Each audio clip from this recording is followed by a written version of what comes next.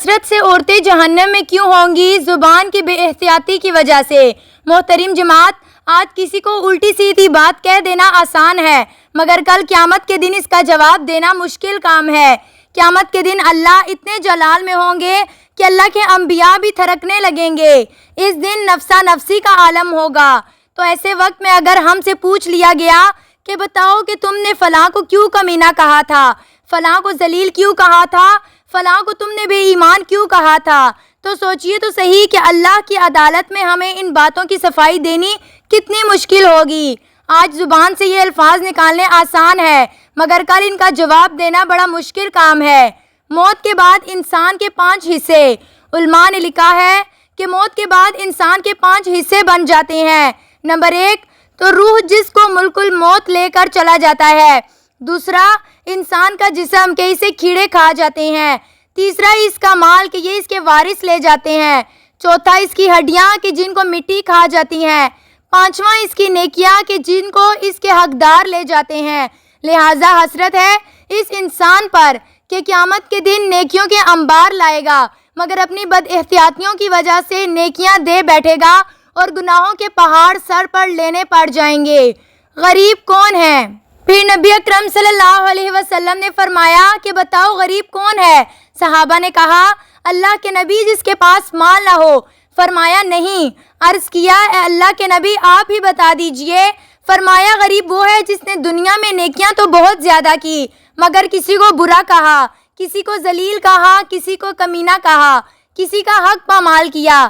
قیامت کے دن وہ ایسے حال میں کھڑا ہوگا کہ حق والے اس سے حق مانگیں گے، اللہ ان کے حق کے بدلے اس کی نیکیاں دلواتے رہیں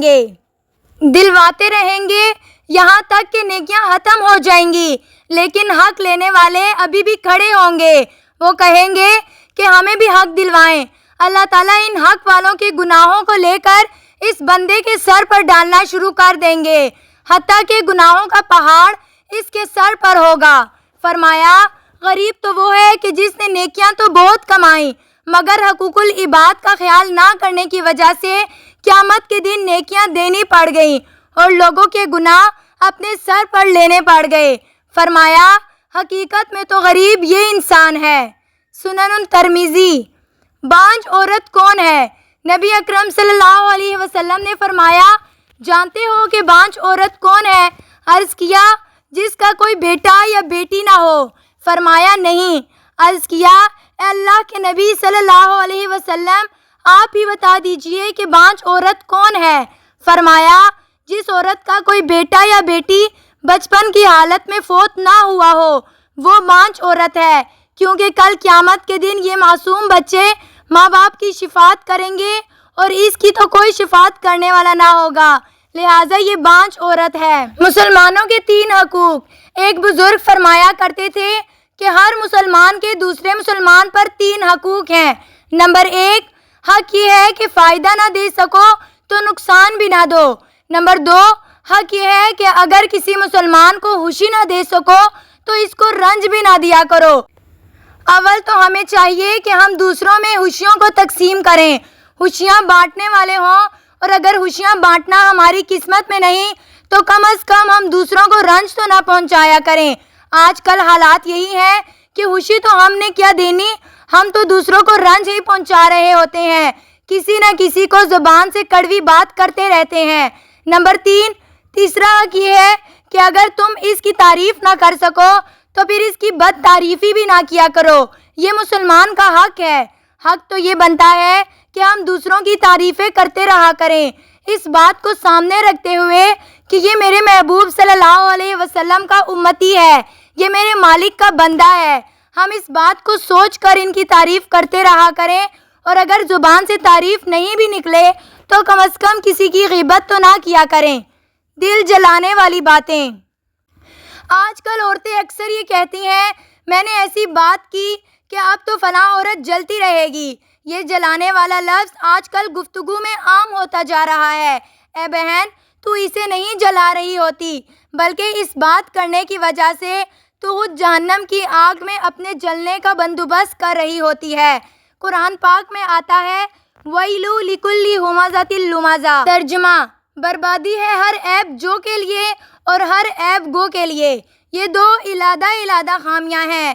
عیب کی تلاش کرنے والے کو عیب جو کہتے ہیں، اور جب عیب کا پتہ چل جائے تو لوگوں میں باتیں کرنے والے کو عیب گو کہتے ہیں۔ عیب جوئی بھی گناہ ہے اور عیب گوئی بھی گناہ ہے۔ پروردگار عالم نے اس جگہ دونوں کے بارے میں فرمایا کہ اس کے لیے بربادی ہے جو لوگوں کے عیبوں کو تلاش کرتا پھرے یا لوگوں کے عیبوں کو آگے بتاتا پھرے۔ چونکہ لوگوں کی غلطیوں اور خامیوں کو ڈھونڈنے اور آگے پہنچانے سے لوگوں کے دلوں کو تکلیف ہوتی ہے، لہٰذا اللہ رب العزت نے فرمایا ایسا بندہ جو عیب جو اور عیب گو ہوگا، قیامت کے دن اللہ تعالیٰ فرشتوں کو حکم دیں گے کہ اس کو جہنم کے اندر آگ کے بنے ہوئے ستونوں کے ساتھ باندھ دیا جائے تاکہ یہ ہل نہ سکے، اور پھر جہنم کی آگ کو حکم ہوگا کہ اس کی شعاعیں اس کی طرف بڑھیں، اس کی لپیٹیں اس کی طرف بڑھیں گی اور وہ اس کے دل کو جلائیں گی۔ اللہ تعالیٰ نے فرمایا وہ اللہ تعالیٰ کی سلگائی ہوئی آگ ہوگی جو دلوں پر چڑھتی چلی جائے گی۔ جہنم کی آگ اس بندے کے دل کو جلائے گی جس طرح ویلڈنگ کی آگ ہوتی ہے کہ اس کو اگر لوہے کے اوپر کہیں رکھ دیں تو اس جگہ کو جلا کے سوراخ کر دیتی ہے۔ بالکل اسی طرح جہنم کی خاص آگ ہوتی ہے جو اس عام آگ سے بھی زیادہ گرم ہوگی، اور اللہ تعالیٰ اس آگ سے جہنمی کے دل کو جلائیں گے اور کہا جائے گا کہ اے میرے بندی، تو دنیا میں اپنے منہ سے ایسی باتیں نکالتی تھی، کہتی تھی کہ میں نے فلاں عورت کو جلایا ہے، میں نے فلاں کو خوب سڑایا ہے، میں نے ایسی بات کی کہ وہ سڑتی رہے گی۔ آج دیکھ اس کا اجر، آج دیکھ اس کا حشر۔ تیرے دل کے اوپر جہنم کی آگ کا قبضہ ہے، آج یہ تجھ پر مسلط ہے، یہ تیرے دل کو جلائے گی، تو نے لوگوں کے دلوں کو جلایا۔ اللہ رب العزت کل جہنم کے اندر تیرے دل کو جلائیں گے۔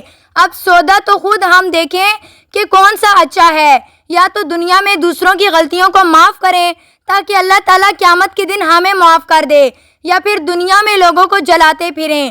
کل قیامت کے دن ہمارا جسم تو جل ہی رہا ہوگا، پھر دل بھی جلے گا اور وہاں پر کوئی فریاد سننے والا بھی نہیں ہوگا۔ دنیا کی شرمندگی آسان ہے، لہٰذا ہمیں چاہیے کہ ہم جیتے جاگتے اپنے جھگڑوں کو سمیٹ لیا کریں۔